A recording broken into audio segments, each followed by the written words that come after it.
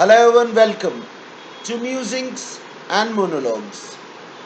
For those of you who have been questioning my silence over the last couple of days as a permanent disjunct from the daily concerns that we were sharing about issues, ideas, and events that govern, affect, impact, and even confront our daily existence as human beings.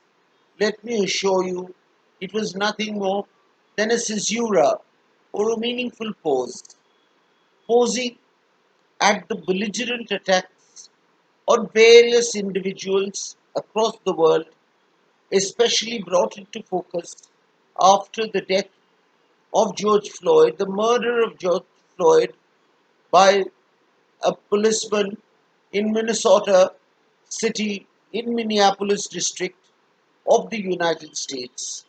It was not only in the United States alone, ladies and gentlemen, but even in a country like India, where a group of people mercilessly killed a pregnant elephant by putting a pineapple stuffed with firecrackers inside its mouth and the bursting of the pineapple inside the mouth of this innocent, hapless elephant who's pregnant and finally found her final rest drowning in waters deep. And it is this issue which makes me worry about the basic nature of existence when we are talking about lofty notions and ideals about issues that concern the intelligentsia, that provoke the intelligentsia, whereas the common good, the common feeling amongst the widespread citizens of any country, of any civilization, whether it be United States or India, where is the common voice finding its final utterance by staging its significant protest. It is still remaining in the realm of the marginal. Thus, we in India do not know about the daily deaths caused to thousands of its innocent citizens who are falsely labeled as anarchists, Maoists, people from the Red Corridor, and innocent tribals who are killed unnamed in the jungles deep in various states of India.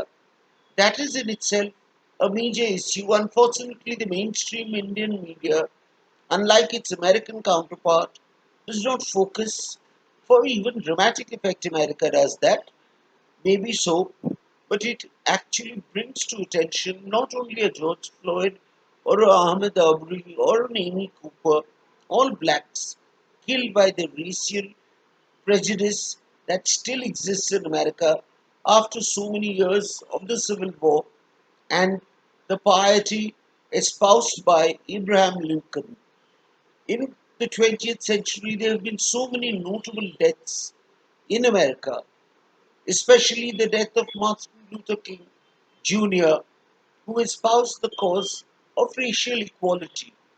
That has found expression in the otherwise capitalist, absolute decadent press because of its sheer shock value. Americans thrive on shocks that television offers to them as daily succor. In India, unfortunately, the television channels do not dare to shock you for fear of imposition of censorship on them by the extreme right wing establishment that exists now, and even the so called liberal leftist establishment that existed years before the India finally took power. It is a case of continuous prejudice and subjugation of the innocent tribals in our Indian heartlands, in the hinterlands, in the jungles of the various Indian states. The innocent people who are killed, being labeled often as Maoists or extremists who are threatening the body politic of India. The threatening force of the Azadi Kashmir chanters in the Jammu Kashmir Valley, the innocent cries of the people of Bastar, Chhattisgarh, Andhra Pradesh, Telangana. The rise is shown in the media as a perversion from the mainstream existence, much like the perversion we saw in America when this white policeman killed George Floyd simply by kneeling down on his neck when he shouted, "I can't breathe," not offering him the relief, and finally murdering him. America has thundered in its response, and there have been several protests all across the length and breadth of America. Unfortunately, such protests do not happen in India, for India has by and large become a police state where our mouths are gagged whenever we speak against the ideal centrist policies, whether it be a UPA government or an NDA government. All governments in India have been equal and unequivocal in their oppression of the minorities, of the alternate voice, of people who choose to dream different dreams than those proposed and pandered by the mainstream popular politicians. That is a state which stuns us into silence. That is a state in which we find no ready answers. That is the state I was in the last couple of days, where I could not hear my own voice reverberating. But I choose to come back and again focus on these issues that are of primary concern, not intellectual lofty ideals about art, culture, cinema, society, but about people, issues that confront people in their daily lives, issues as diverse as the Ramphan crisis in West Bengal to a Nisarga crisis in Maharashtra and Gujarat.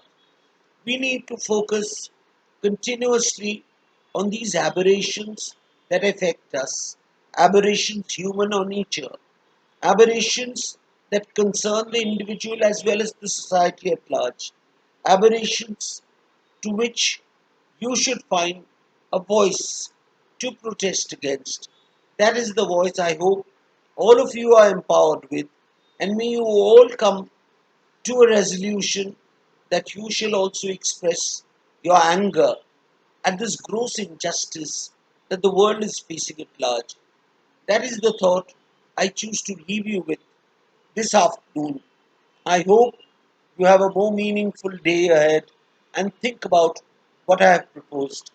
Thank you and have a wonderful day.